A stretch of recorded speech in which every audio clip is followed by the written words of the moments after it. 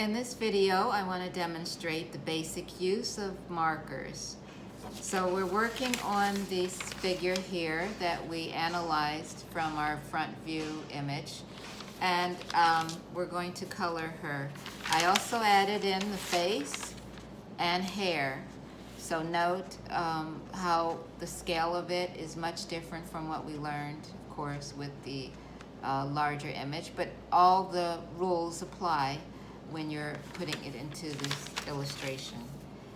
So I'll start out with a little demo of what happens on the body. The body is a cylinder. So there's highlights and there's shaded areas. So if I drew out a cylinder, it would look like that. How do I show that it has that rounded form to it? I need highlights and I need shadows. So when the light is hitting it directly, there's going to be highlights. The shadows are areas where it's going away from the light. So if you're using your markers, use your test paper first and test out your markers, especially if you have a new marker. You want to see if it's bleeding or not.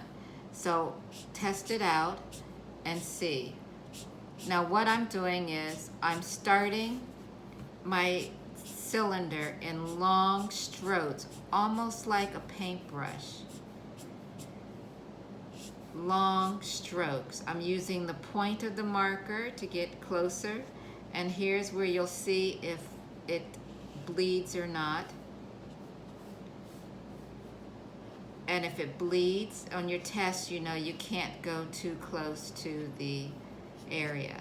So I'm going in the direction lengthwise. So that's my starting point. Now look to see, I'm going to go darker. By going darker, I'm just going over my darker areas with my marker, adding more darkness there around the cylinder top and continuing there. To get more gradation of color, I'll just blend it in a little more, lightly stroking. Imagine your marker is a paintbrush. So that's how you're going to get the cylinder effect. And this happens throughout your illustrations. Everything needs to feel like it's rounded because we're making this two-dimensional image look three-dimensional, and we're using that marker to do it. So now I can apply this, what we've learned, to the actual figure. Make sure also that when you're working with your marker paper, you tear it out of your pad and that you have something underneath, because the markers do bleed. Maybe not so much using the marker paper, but when I was using this regular Xerox paper, it bled through completely, but I believe it will. So I'll start at the top and use the finer point to color in the face area. So I like to do a full coverage very lightly. I'm not pressing down hard of the face, and then go back and indicate highlights. It's okay to leave white areas, especially towards the center of the body. And then again, it's light strokes following the lengthwise. I'm not going across, I'm not heavy-handed. I'm like a paintbrush, just coming down the figure. Light strokes.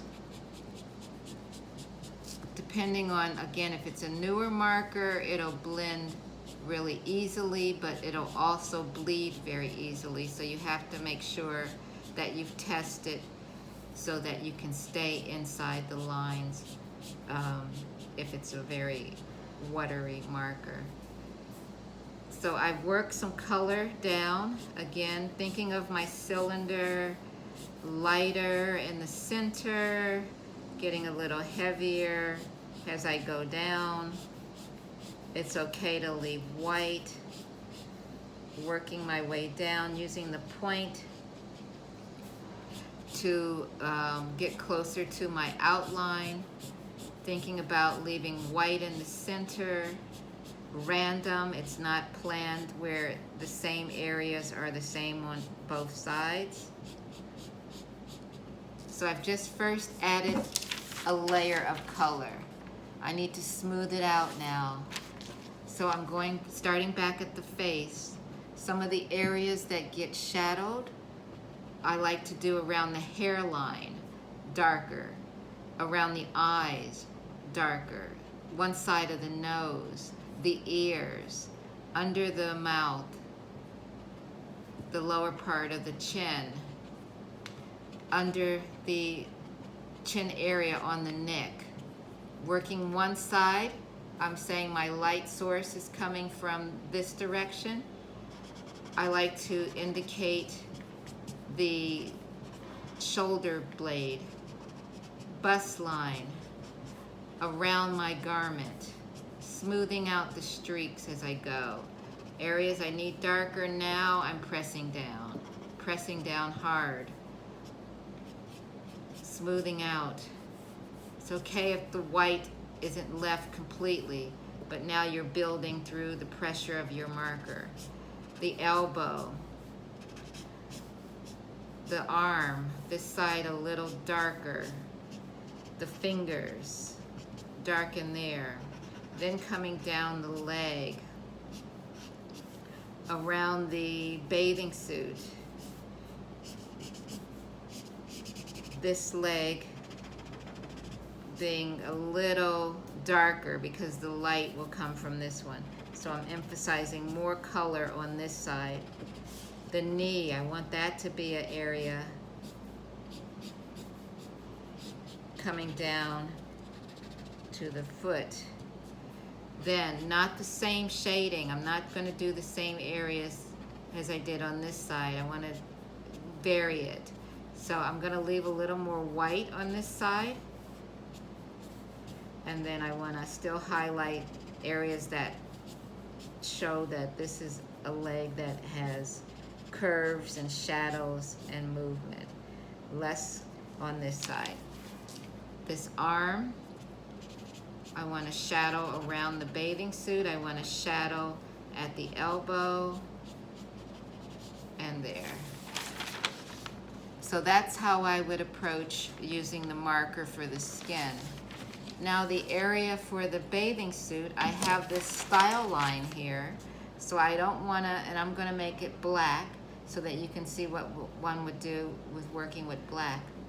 I'm going to use this gray color, charcoal gray, and I'm going to color in long strokes all of the bathing suit, but staying away from my style lines. I'm going to leave those white.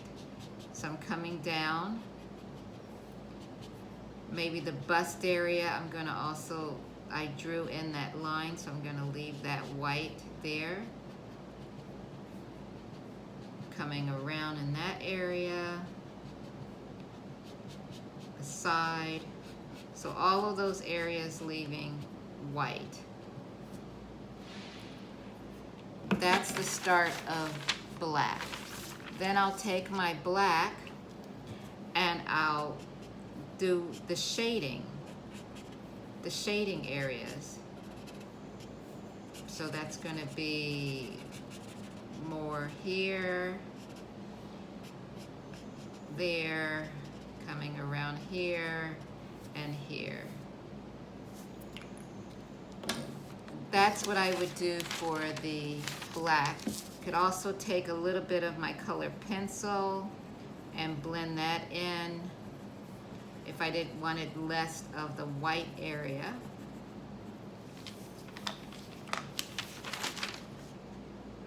And that is the marker use.